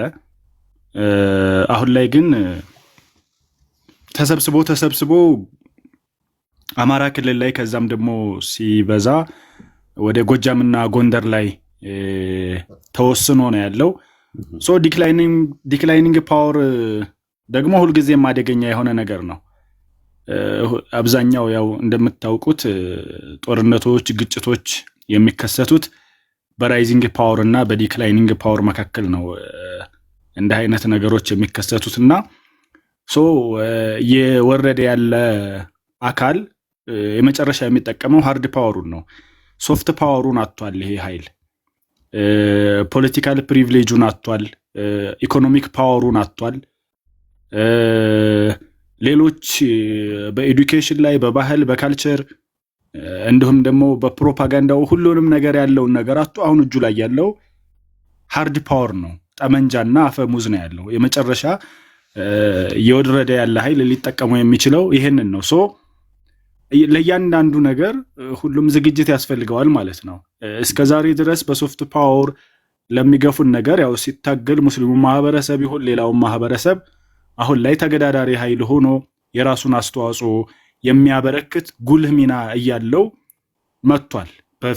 በፌዴራሉ ደረጃ የሀገሪቱን ማንነት እንዳልከው በመበየን ደረጃ እንደገና ኢትዮጵያ ይህኛውን መልክ አላት የሚለውን በማሳየት ደረጃ በከፍተኛ ሁኔታ ስኬታማ የሆነ ስራ ተሰርቷል። ይሄኛው ደግሞ አሁን ላይ ይሄ መጨረሻ ሲሆን ይሄ ሃርድ ፓወራቸውን ነው እየተጠቀሙ ያሉትና ያንን ደግሞ ከፋፍለው ነው ለመጠቀም እየፈለጉ ያሉት። ጋላ የሚል ማሸማቀቂያ ይጠቀማሉ። ወሃብይ የሚል ይጠቀማሉ። ከዛ ደግሞ የመጨረሻ ሁሉንም ነገር ሳትቀበላቸው ሲቀር ወደ መጤነትና መተህ ነው እንግዳ ነህ አይነት ሜንታሊቲ እንዲያድርብን የሚሰራው ነገር አለ። ስለዚህ አሁንም ቢሆን ትልቁ ነገር እኛ አንድነት ላይ መስራት፣ ማንቃት ላይ መስራት፣ በተለይ ሶሻል ሚዲያው መቼም ሁላችንም እኩል ከጻፍን እኩል ከሰራን ይህንን ያንዣበበውን ምስል መክፈፍ የማንችልበት ሁኔታ የለም እና በደንብ ማንቃት ላይ በደንብ መስራት ትኩረት አድርጎ ስራዬ ብሎ ካለመሰልቸት ካለመቦዘን ይሄ ነገር የኤግዚስተንስ ጉዳይም ስለሆነ የህልውና ጉዳይም ስለሆነ በደንብ ማንቃት ያስፈልጋል። የነሱ ፓወር የሆኑ አላዋቂ ወይም ደግሞ ያስተሳሰብ ጉድለት የጎደላቸው ሙስሊም ወገኖቻችን ስላሉ በተለይ በትልቁ ፋይናንሻል ሶርስም ስለሆኑ ያንን ፋይናንሻል ሶርስ የማድረቅ ላይ የፕሮፓጋንዳ ሚዛኑን መድፋት ላይ እነሱ ትርክት ለመፍጠር ምንም አያፍሩምም አይሸማቀቁምም እና ያንን ደግሞ በተደጋጋሚ በመንገድ ሂደት ውስጥ ብዙዎች ላይ ብዥታና ማወዛገብን ስለሚፈጥሩ እዛ ላይ በደንብ በርትተን የበለጠ መስራት ይጠበቅብናል። እንግዲህ አላህ ያበርታን። እኛ እንደ ህዝብ አይደለም ጸባችን፣ ቦታውም ላይ ስንታገልም ህዝብን አይደለም የምንታገለው። ምንም እንኳ ከሆነ አካል ኢንዶርስመንት ቢኖረው ይሄኛው ኃይል ትግላችን ግን የታጠቀውንና አጠፋለሁ ብሎ በይፋ የወጣውን ኃይል ላይ ብቻ መሆኑንና ህዝብ ለህዝብ አለመሆኑን አስምረን ጥንቃቄ የተሞላበት ግን ደግሞ መሰላቸትም መዘናጋትም የሌለበት ሁሉን አቀፍ የሆነ ጥረት ያስፈልገናል ብዬ አስባለሁ። ለህብርታን ደቂቃ ጨረስኩኝ መሰለ። አመሰግናለሁ። ጀዛከላሁ ኸይረን ሰይዲ፣ አላህ ይስጥልኝ። ቀጥሎ ሀዊ አኖሌ። ሰላም አለይኩም። ወአለይኩም ሰላም። እንደዛው ያዘው ስሙንና ሁላችሁም እንኳን ተገናኘን። ያው አንዳንድ ጊዜ ፖለቲካ ነክ ነገሮችን ስታነሱ ዘው ብለን እንገባለን። በኢልሙ ብዙም ስለሌለን ባለፉት ሳምንታት ታደርጉ የነበራችሁትን ውይይት ሰማ ነበረ። ደስ ይላል። በመካከላችን ያሉ ነገሮችን በውይይት ለመፍታት መሞከር ደስ የሚል ነገር ነው። አንተም ይህንን ፋሲሊቴት በማድረግህ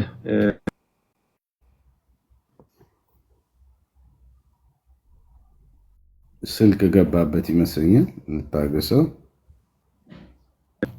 ሶሪ የጻፍኩትን ነገር ለማየት ነው ወደዛ ያልኩት። ኤኒዌይ የተወሰኑ ሀሳቦችን አስቀምጬ ነበረ ኖት ላይ እና ለካ ከአፑ ስትወጣ ይወጣል ነገር ይኸው። ኤኒዌይስ እኔ አብዛኛውን ጊዜ የኦሮሞ ፖለቲካ ውስጥ ቆሜ ነው ነገሮችን ለመመልከት የምሞክረው። ያው ሙስሊም በመሆነ ያው በእስልምናዬ ብዙም እንትን የለብኝም፣ የእይታም ያሳሰብም እንትን የለብኝም። ሁሉን ነገሮች ለማስተዋል ለማየት ሞክራለሁ እና አሁን ያለው በተለይ ከፋኖ ጋር ተያይዞ ያለው ነገር ሰሞኑ የተፈጠረው ነገር በጣም ነው የሚያሳዝነው። በተለይ ደግሞ የሚያሳዝነው ታይሚንጉ ነው።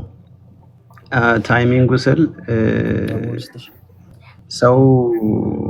ሰው ተገሎ፣ አሊም ተገሎ፣ ሙአዚን ተገሎ፣ ነገር ግን ለወሬም አልበቃም።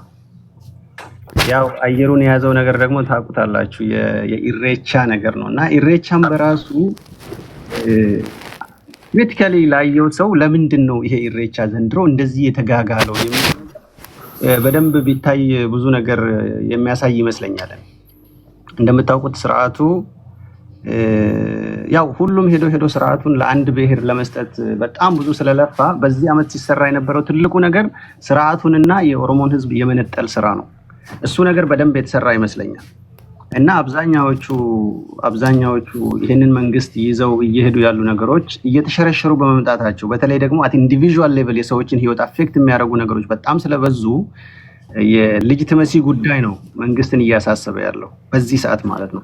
ያንን ሌጂቲመሲ ደግሞ የሚፈልገው የሆነ ህዝብ ላይ ቆሞ ነው እና ያንን ህዝብ ማሳመን ይፈልጋል። ስለዚህ ትልቁ አጀንዳ ኢሬቻን አክብሬልሃለሁ፣ አዲስ አበባ ላይ እንደፈለክ መሆን እየቻልክ ነው ምናምን፣ ያው እንደምታዩት ማለት ነው። ያው እኛ ቴምፖራሪ የሆነ ነገር ነው ላይክ ፖለቲካሊ ካልኩሌተር ነው ብለን ነው የምናስበው።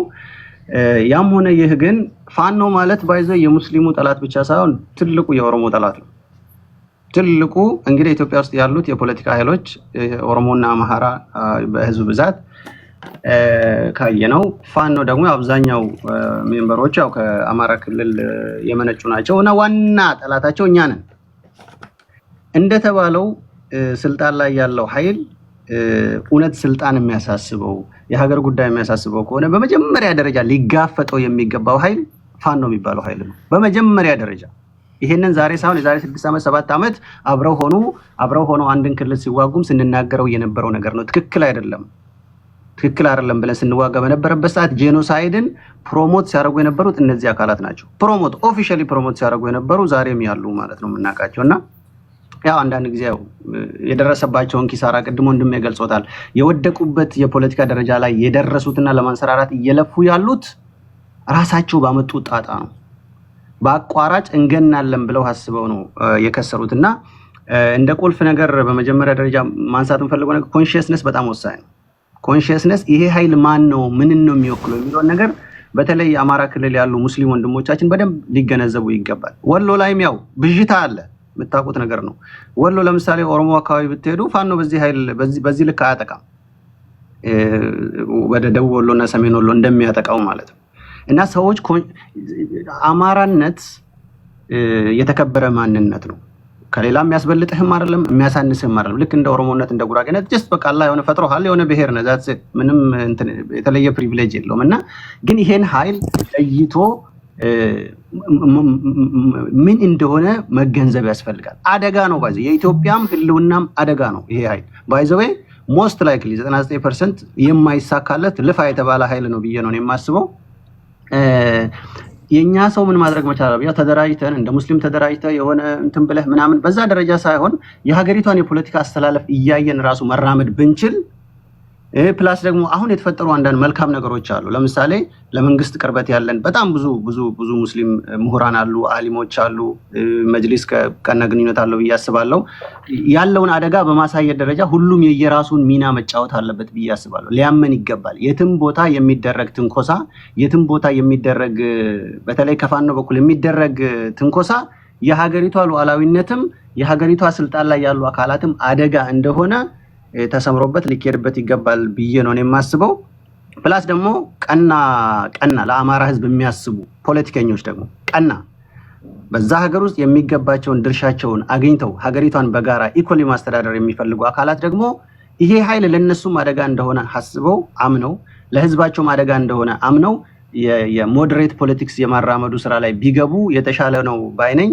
በተረፈ ደግሞ እኛንም ወደ ስሜት ባይወስደን ቅድም ኢሳቅ ያነሳው ነገር በጣም ክሪቲካል ነው። መጠለፍ የለብንም። የሆነ ነገር ሲመጣ ስሜት ውስጥ ገብተን ሰዎች ከኛ የሚጠብቁት የስሜት መገለጫዎችን ማሳየት ባንችል ራሳችን ብንጠነቀቅ የሚል መልእክት አለኝ። አዶሎ ካስረዘምኩት አላቅም። አመሰግናለሁ ኢሳቅ። አላህ እንግዲህ ያው በላይ የተባለ ነገር ያጥፋልን። the future is bright by the way ያለንበት ከትላንት በጣም የተሻለ ነው። ነገ ደግሞ እጅግ በጣም የተሻለ እንደሚሆን ምንም ጥርጥር የለኝም ኢንሻአላህ ኢንሻአላህ ጀዛከላሁ ኸይር። ጥሩ አሐዊ። እሺ ሪሜምበር አላህ 3 ደቂቃ ኢንሻአላህ።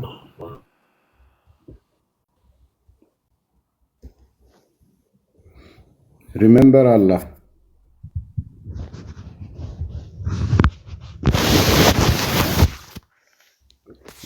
ያለ አይመስለኝም። ሪሜምበር አላህ። እሺ ሁድሁድ ቢስሚላህ 3 ደቂቃ።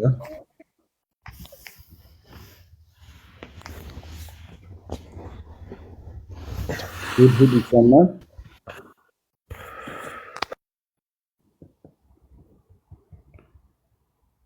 ሁድሁድ ጥሩ። ኡስታዝ አብዱራህማን አንተ ቀጥል ሐቢቢ። መርሐባ ይሴ ጀዛከላሁ ኸይር። ከዚህ ቀደም ለተናገሩት ወንድሞች ሀሳባቸውን በጣም ሰከንድ ማረገው ነው። በጣም እጅግ በጣም ቴንኪዩ። በተለይ መጨረሻ ላይ የተናገረው ወንድም አኖሌ አይ ቲንክ አይደል ሀዊ አኖሌ ቴንኪዩ በጣም። እኔ ትንሽ 3 ፖይንቶች ላይ ብቻ ተናግሬ ኢንሻአላህ ልጨርስ ሐቢቢ። በመጀመሪያ ደረጃ ቅድም ሲነሳ የነበረ ከሸኸድርም እንደዚሁ ሌሎች ሰዎችም ማለት እዚህ መስጂድ ውስጥ ገብቶ አማኝ ሰዎችን በእሳት በሚተፋ ብረት እየገደለ ካለ አካል ጋር እና አንተም በጠቀስካቸው ትርክቶች ውስጥ ራሱን እየገለጸ ያለ አካል ጋር ማበር ምን ያህል ከባድ እንደሆነ መጀመሪያ ሊያውቀው ይገባል። ስፔሻሊ እኔ ሙስሊም ነኝ እኔ ፋኖ ነኝ የሚል ሁለት አይነት ማንነት ማለት በዚህ ሰዓት ሁለት ልብስ መልበስ የሚቻል አይመስለኝም፣ አይቻልም። ምክንያቱም አንዱም መሆን አለብህ። ቶ ይሄ የሙስሊም ስም መያዝህ ሳምቲንግ ምናምን እሱ ሊሸውድህ ይችላል። ጀስት ሊቭ ዳት ቲንግ። ግን አንድ አይ ቲንክ ቀን ላይ ፌስቡክ ላይ ያነበብኩት መሰለኝ አንድ ወንድም ጽፎት፣ ግን በኢስላም ታሪክ ውስጥ እንደሚታወቀው ባግዳድ በሞንጎላውያን እጅ ስትወድቅ ሞንጎሎቹ ወይ ደግሞ ጀንኪስ ካን የሚባለው ሰው ሀገሪቱን ለመቆጣጠር ባግዳድን ለመቆጣጠር የተጠቀመው የማይረቡ ሙስሊሞችን ነበር። ማለት ክብራቸውን ለነሱ የሸጡ ክብራቸውን ለቢሎንግ ለሚያደርጉት ኡማ ወይ ለሙስሊሙ ወይ ደግሞ ለባግዳድ ያልሸጡ ሰዎች እነሱ ተጠቅመው ነበር እነ ጀንኪስ ካን። እና ጀንኪስ ካን ከተጠቀመባቸው በኋላ አይሚን ሙስሊም ሆነው ሙስሊሞችን የባግዳድ ሙስሊሞችን እንዲገሉ ካደረጉ በኋላ እነ ጀንኪስ ካን ወይ ደግሞ ታታሮቹ ሞንጎሎቹ ከተጠቀሟቸው በኋላ ገለዋቸዋል እነዚህን ሰዎች። ለምንድን ነው ሲባል ጀንኪስ ካን ምን አለ? ለራሳቸው ወገኖች መሆን ያልቻሉ ለኛ ሊታመኑ አይችሉም ነው ያለው። ስለዚህ ለኢስላም ልትታመን አትችልም። ይሄ ሙስሊም ነኝ ፋኖ ይታገላል ለኔ ነፃነት ነው ሳምቲንግ እንደዚህ በግልጽ ተነግሮ ከቸርች ተነግሮ ከመሪዎቻቸው ተነግሮ ሙስሊም ነኝ ግን ፋኖ ነኝ ከቸርች ስር ሆኜ ሙስሊምን እዋጋለሁ አይነት ሎጂክ ብዙ ላይ ሰራ እንደሚችል ለመናገር ፈልጌ ነው። ሌላው ቅድም ሸህ ድረስ ያነሱ የሙስሊሙ ተጨባጭ አሁን ላይ ያለው የሙስሊሙ ተጨባጭ እንደተባለው ማለት ነው ማለት በጥቃቅን ነገሮች ጉዳዮች ላይ እጅግ ሲበዛ በጣም ጠንቃቃ ንቁ ኖ ምናምን ለማለት እንሞክራለን። ቅድም እንዳነሱት እንደውም የጋዛንም ጉዳይ አንስተው ነበር። ሙስሊሙ እንደ ኡማ ራሱን ማሰብ ይኖርበታል። ከዚህ ቀደም እዚሁ ቲክቶክ ላይ አንድ ቪዲዮ ፖስት አድርጌ ነበረ። ሙስሊሙ የሚያስጨንቀው ነገሮች ምንድናቸው የሚል ማለት የሚያስጨንቁን ነገሮች እጅግ ሲበዛ ጥቃቅን።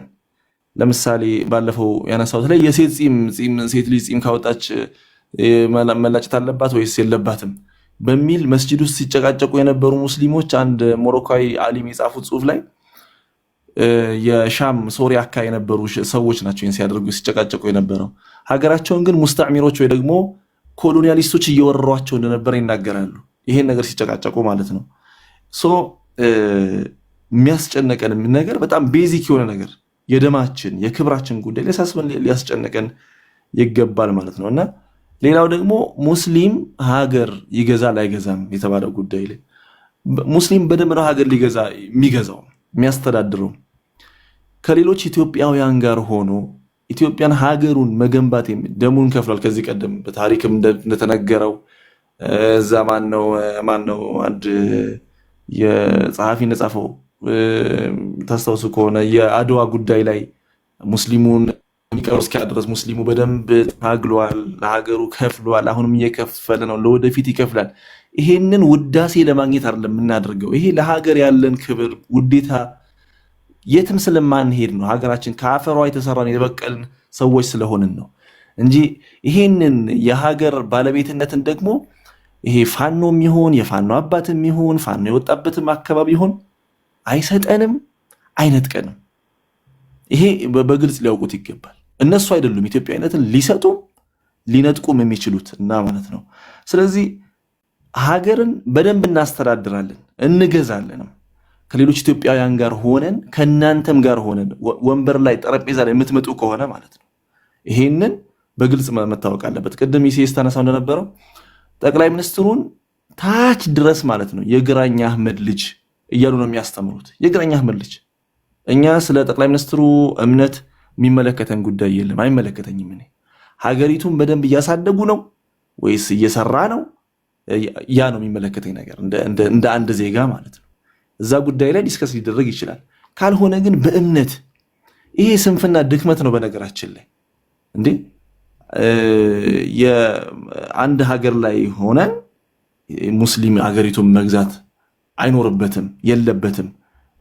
ሙስሊሙ ልብስ ነው ጉርስ ነው። ይሄ የመከፋፈል ድሮ እንደተባለው ቅድም እንዳልከው ድሮ የቀረ ነው። ስለዚህ ይሄ ፖለቲካል ኮንሽስነስ ይሄ የፖለቲካ ንቃተ ህሊና ደግሞ በተለይ አሁን ሰሜኑ አካባቢ እኛ አካባቢ ያለው ሙስሊም መንቃት አለበት። አትሊስት ቱ ስቴይ ኒውትራል መሆን የግድ እኮ አንተ የሆነ ፖለቲካል ቢሎንጊንግነስ ሊኖርህ አይገባም። እኔ ሙስሊም ነኝ በቃ ኒውትራል ሙስሊም ነኝ ብለህ መቀመጥም ትችላለህ።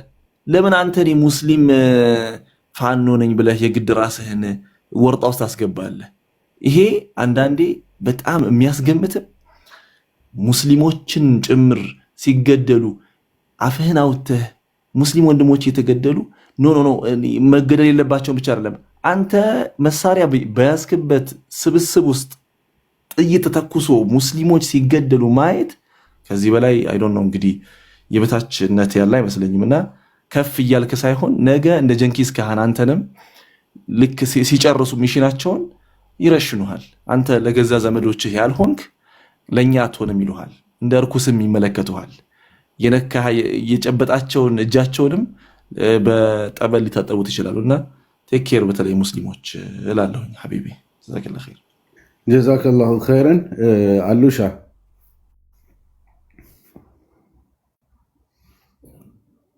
ይሰማል? ኦኬ እንቅልፍ ወስዶት ይሆናል። እሺ ሪሜምበር ሪሜምበር ይሰማል? ጥሩ። ሪሜምበር አይሰማም። ኢልሃም እሺ፣ እንዴት አመሻችሁ? እንዴት አመሸሽ? አልሐምዱሊላህ። አክቹሊ የኛ ጉዳይ በጣም ሴንሲቲቭ እና ኦልሞስት በተለይ ወደ ወሎ አካባቢ ላለን ሙስሊሞች ቤታችን ድረስ የገባ ጉዳይ ነው። እኔ ግሩፒንግ አንዳንድ ነገሮችን በኢንዲቪዥዋሊ ግለሰቦችን ስታያቸው መልካም የሆኑና በግሩፕ ሲሆን ግን ጽንፍ ሲይዙ ታያለህ እና በኮንፍሊክት ሪዞሉሽንም ላይ እሱ አንዱ የሚታየው ሰዎችን ባህሪያቸው ግሩፕ ሲሆን የመለወጥ ባህሪዎች አሉ። ከዛም ውስጥ አሁን ፋኖ አላማው መንግስትን ልክ አይደለም ብሎ አስቦ ለአማራ ክልል ህዝብ ነፃ ለማውጣት የመጣ አይነት እሳቤ ይዞ እንደመጣ ነበር እያሰብን የነበረው። እሱን ጠብቀን እሱ መፍትሄ እያሰብን ሳይሆን ያው የተባለው ማለት ነው ደጋፊ ሆኜ ሳይሆን ካመጣጡ ራሳቸውን ፕሮሞት ያደረጉበት መንገድ ማለት ነው። ዴን መንግስትም አክኖሌጅ አላደረገም የእነሱን የፖለቲካ ጥያቄንም ዋቴቨር ዘን እነዚህ ግሩፖች በጋራ ሲመጡ ምን ማድረግ ጀመሩ? ይሄ ግሩፒንጉ በጣም ጠቀማቸው። ሙስሊሙ ሰላም ይፈልጋል። ወሎ አካባቢ ያለ ሙስሊም አብዛኛው ነጋዴ ነው፣ አመራሩ ሙስሊም ነው አክቹሊ እና ሰላም ይፈልጋል። ሰላም ደግሞ ኢኮኖሚካቸውን እንዲያሳድጉ ሁሉም ነገር ስለሚያደርግ ምንም አይነት ጸብ አይፈለግም። መንግስትን ሰፖርት ሳምሃው ሊያደርጉ ይችላሉ። እነዚህ ለምን ሰላም ሲፈለግ መንግስትን ሳይሆን ልማት ሰፖርት ያደርጋሉ አብዛኛው የወሎ አካባቢ ሙስሊም። ሶ ኢንዲቪዥዋሊ አታክ ለመደረግም ታርጌት ይደረጋሉ። እነዚህ ሰዎች ሌላ ዓላማ የላቸው። መሰረተ ልማት ሲኖር መዋጮ ካስፈለገ ሰፖርት ሊያደርግ ይችላሉ። ዋይ ነገ የሚጠቀሙበት ነው፣ ነገ ዕቃ የሚያስገቡበት መንገድ ነው። ስለዚህ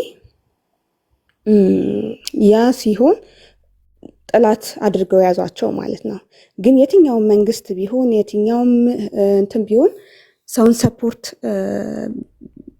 እነዚህ ሙስሊሞች ፋኖን ጠልተው አይደለም፣ ፋኖን ወይም ደግሞ ተቃውሞ ላይሆን ይችላል። ልማት ደጋፊ ብቻ መሆናቸው በቂ ነው። ለምን ታርጌት እንደሚደረጉም አላውቅም። ስለዚህ አሁን ላይ እየተደረገ ያለው ኢንቴንሽናሊ ሙስሊሙን ማጥቃቱ ለምን ሰላም ፈለጋችሁ ነው የሚመስለው። ስለዚህ ሙስሊሙ ኢኮኖሚካሊ ብቻ ስትሮንግ መሆን በቂ አይደለም። ኢንፍሉዌንሻል የሆኑ ፖዚሽኖች ላይ ሊኖር ይገባል። ለእኛ መብት ሌላ ሰው ሊከራከርልን አይችልም። ወደፊት ሁሉም ብዙ ምሁር ያለበት ሀገር ነው። ሰው ገና ለገና ፖለቲካ ላይ ስንገባ ጆይንስ ሊደረግ ራሱ ሲገባ ራሱ ሙስሊሙ ብሌም ይደረጋል በሙስሊሙ ይሄ እንትን ውስጥ ገቡ ተብሎ ማለት ነው። መሆን የለበትም። ዊ ሃቭ ቱ ጆይን ገቨርንመንት ሌሎች ኢንፍሉዌንሻል ፖዚሽኖች ላይ ጆይን አድርገን የሙስሊሙን ጥያቄ መመለስ የሚችለው የሚረዳ የውስጥ ሰው ሲኖር ነው።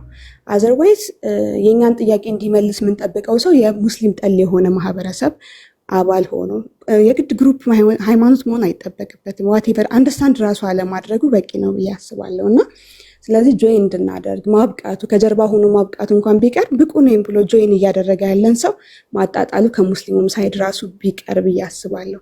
አብዛኛው ሙስሊም ወደ መንግስትን ጠጋ ሲል ይተቻል በጣም እና እሱ ነገርም ቢቀነስ ከተቻለ ደግሞ አሁን ገና ከሚመጣውም ትውልድ ላይ ሰፖርት እየተደረገ ወደዛ ጆይን የሚያደርጉበት መንገድ መጥቶ ራሳችንን በራሳችን ለማዳን ካልሞከርን በስተቀር አሁን ላይ ያለው ሁሉም የሆነ ጽንፍ ይይዝና መሀል ላይ በተለይ ወሎ አካባቢ ያለ ሙስሊም በፖለቲካውም በምኑም በቃ መሀል ቤት እየቀረን ያለንበት ሁኔታ አለ። እሱን ጀስት ኦብዘርቬሽን የመንሽን ለማድረግ ፈልጌ ነው። አመሰግናለሁ። ደህና ነሽ? ጥሩ ጀዛኪላሁ ኸይረን። አብዱራህማን 3 ደቂቃ አለ። ሰላም አለይኩም ወረህመቱላሂ ወበረካቱ። ወአለይኩም ሰላም። ይሰማችኋል? መርሃባ ይሳቅ፣ ሀሳቦችህ በጣም ጥሩ ናቸው። የኔ ሀሳብ ከዚህ ጋር ተያይዞ የመጀመሪያ ሊሆን የሚገባው ሙስሊሙ ክፍል በተለያየ የሀሳብ ደረጃ ልዩነት ያለበት ሁሉ በዚህ አይነት ጉዳይ ግን ወደ አንድ ተሰባስቦ ሊመጣ ይገባል የሚል እምነት ነው ያለኝ። ከዚህ ውስጥ ደግሞ ከእምነት ባሻገር የማህበረሰብ አንድነት ያስፈልጋል። የማህበረሰብ አንድነት ማለት ለምሳሌ የሰራናቸው ስራዎች አሉ። እኔ ያው ሰሜን ወሎ ሀራ ከተማ ትባላለች የኛ አካባቢ ነው። ከአፋር ጋር ከ10 ዓመት በላይ የተኳረፈ የሚገዳደል የሚዘራረፍ ማህበረሰብ ነበር የኛ አካባቢና ያን አሁን ወደ አንድ የማምጣት ስራ ሰርተን እርቅ ተፈጥሮ አሁን አንድነትን ጠብቆ ጠላት የማይገባበት አካባቢ ሆኗል ማለት ነው።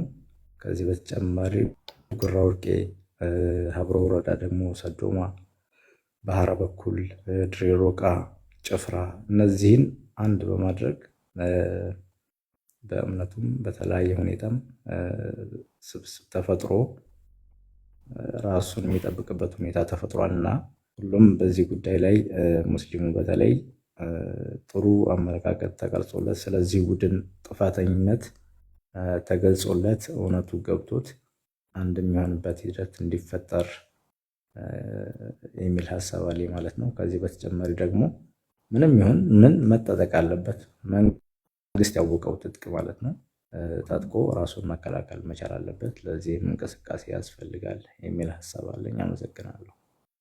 ጀዛከላሁ ኸይረን። ሰክሰስ ብስሚላህ ሰላም አለይኩም። ወአለይኩም ሰላም ወራህመቱላህ። ማሻአላህ የዛሬው ቶፒክ በወቅታዊ ጉዳይ ነው። የግድ መሆን የነበረበት ቶፒክ ነው እና ጥሩ አጀንዳ ነው የተመረጠው። የሰሞኑ የመካነ ሰላም ላይ የተፈጠረው ሲቹዌሽን እንደዚህ መነጋገር፣ መተሳሰብ፣ የሙስሊሙን አንድነት በሚያሳይ አይነት መልኩ ሶሻል ሚዲያውንም ተቆጣጥሮ ዜና መሆን መቻሉ በራሱ ትልቅ ነገር ነው ላለው። ምክንያቱም ከዚህ ባነሰ መልኩ በዚህ ወር ውስጥ ብቻ የተሰሩ ግፎች በዚህ ልክ አልተወራላቸውም ብዬ አስባለሁ። እንደ ምሳሌ እንፍራዝ የሚባል ሀገር ማየት እንችላለን። እንፍራዝ ማለት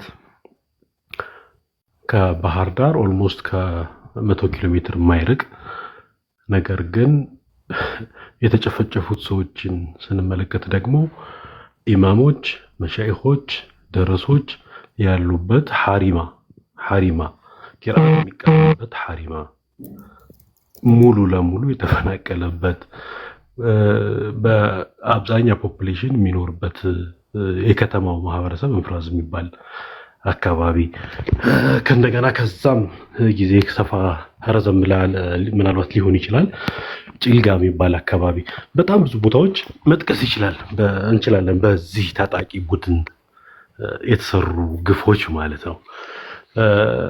አይውድ ሰይ ይሄን ስያሜ ለመጥራት ፋኖ የሚለውን ከቦታ ቦታ እየተለያየ እንደሆነ አስተውያለሁ። ለምሳሌ ወደ ሰሜን ወሎ አካባቢ አብዛኛው ሰው ተቀባይነት ላይኖረው ይችላል። ደቡብ ወሎ ላይ ሲሆን ደግሞ ሙስሊሙ ፖፕሌትድ የሆነበት አካባቢ ሆኖ ሙስሊሙም እኔ ሙስሊም ነኝ ሙስሊም ፋኖ ነኝ የሚልበት አይነት ተጨባጭ እናያለን። ግን በማጆሪቲው ሰሜን ላይ ያለው አደረጃጀት ስናየው አብዛኞቻችን እንደምናውቀው የማህበረ ቅዱሳንን ወይም የቤተክርስቲያን መዋቅር ተከትሎ የተደራጀ በመሆኑ ለመሆኑም ምንም አረጋጋጭ ነገር አያስፈልግም። ኦልሬዲ የተፈጸሙ ያሉ ድርጊቶች አረጋጋጭ ስለሆኑ ማለት ነው። ነገር ግን እንደ መፍትሄ መቀመጥ ያለባቸው ነገሮች ምንድን ናቸው? አንደኛ ይህን ነገር ሴንሲቲቭ የሚያደርገው ከኤግዚስተንስ አንጻር የህልውና ሁኔታ ላይ በመሆናችን ማለት ነው። which ነገሮች ፖለቲካው በጣም ተወሳስቦ በመንግስት ሳይድም በዚህኛውም ታጣቂ ቡድን እና የቤተክርስቲያን የብሔር ጽንፍ እነዚህ ፖለቲካዎች በሙሉ በተቆረቋቆሱበትና አዋራው የተነሳ ባለበት ሁኔታ ቢያንስ የአዘ ሙስሊም ከኢስላም በፊት ሊመጣ የሚችል አይደንቲቲ የለንም እና እንደ ሙስሊም እንዴት ነው ኤግዚስት አድርገን የሀገር ባለቤትነት መሆናችንን አሳይተን ኤግዚስት አድርገን መቀጠል የምንችለው የሚለው ወሳኝና አንገብጋቢ ነው። ይህ ደግሞ ሊሆን የሚችለው በአንድነት ዩኒቲን ስታጠናክር ከዚህ በፊት ሲነሱ የነበሩት የኺላፍ አጀንዳዎችም መፍትሄ አቅጣጫ አመላክታሉ ብዬ አስባለሁኝ። ምክንያቱም ትልቅ ቦታ ስላለው ማለት ነው። ይሄ ራሱ የሙስሊሙን አንድነት ለማሳጣት እነዚህ አጀንዳዎች የፖለቲካ መጠቀሚያ ሆነዋል ብዬ ስለማስብ ማለት ነው። ብዙ ማለት ይቻላል። ብዙ ረጅም ሰዓት እንዳልይዝ ብዬ ነው። ይሳቆ ጀዛከላህ፣ አመሰግናለሁ ሀቢቢ። ጥሩ ባይገርምህ ዛሬ ይህንን ማስታወቂያ ስለጥፍ ዛሬ በዚህ ጉዳይ ላይ ነው የምንወያየው ስል ማሻአላህ ወደዚህ ተመለስክ፣ ጥሩ ወደ አንድነት መጣህ እያሉኝ ነበር ሰዎች። አንዳንድ ጊዜ ሰዎች የሆኑ ስራዎችን የሚሰሩበትን ዓላማ ሳንረዳ እንቀርና ማለት ለምሳሌ በኺላፍ ውይይቶች ላይ እስካሁን ስናደርግ በነበረው አንዳንዱ ሰው ያው ኡማውን እየከፋፈልን የሚመስለው ሰው አለ። አይደለም። ያም ቢሆን ሙስሊሙን አንድ የማድረግ ጤናማ የሆነ ከነ ልዩነት አብሮ የመኖርን ፍላጎት የማስፋት ጉዳይ ነው። ከዛ አንጻር እንደ ተቃራኒ ሳይሆን እንደውም ይህም ከሚወራው ነገር ጋር አብሮ የሚሄድ ነው። እንደ ፖሊሲ ዒልምም ቢሆን የእውቀት ስርዓት ከትግል የሚለያይ ነገር አይደለም። በእስልምና የእስልምና ትግል በእውቀትም ጭምር ከእውቀት ጋር የሚጋጭ አይደለም ማለት ነው። ስለዚህ ያው ወቅታዊ ጉዳዮች ላይ ሲመጡ ድሮም የምሰራቸውን ስራዎች እሰራለሁ። አዲስ ነገር አይደለም።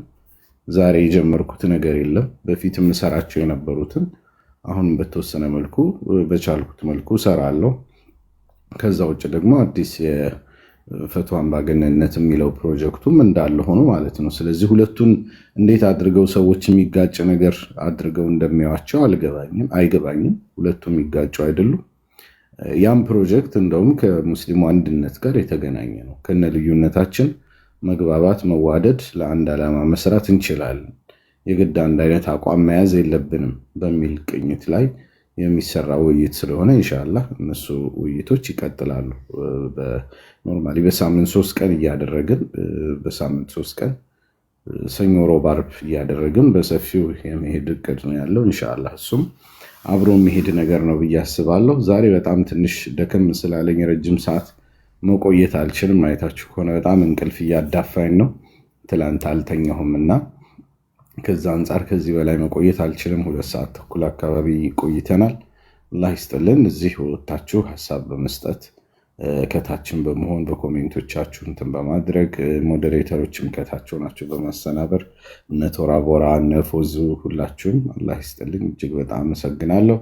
ከዛ ውጭ መድረክ ላይ መታችሁም እንደዚሁ ጥሩ ጥሩ መልእክቶችን የሰጣችሁን፣ ያስተማራችሁን፣ ያሳወቃችሁን ሰዎች ሁላችሁንም እጅግ በጣም አመሰግናለሁ። ረጅም ሰዓት አብራችሁን ቆይታችሁ ታግሳችሁ ውይይታችን የሰማችሁ ሰዎች እንደዚሁ ትልቅ ምስጋና ይገባቸዋል። ታፕታፕ በማድረግ ኮፒ ሊንክ በማድረግ ስጦታዎችን በመለገስ ከጎናችን የቆማችሁ ሁሉ ጀዛኩሙላሁ ኸይርን። የዛሬው ውይይት ፕሮግራማችን ይህን ይመስል ነበር። ነገ ከነገ ወዲያ ደግሞ በሌሎች ውይይቶች የምንገናኝ ይሆናል ኢንሻአላህ። ሁልጊዜም ተክቢር ሚዲያ የውይይት ቦታ ሆኖ ይቀጥላል ኢንሻአላህ። አላህ በረካ ያድርግልን።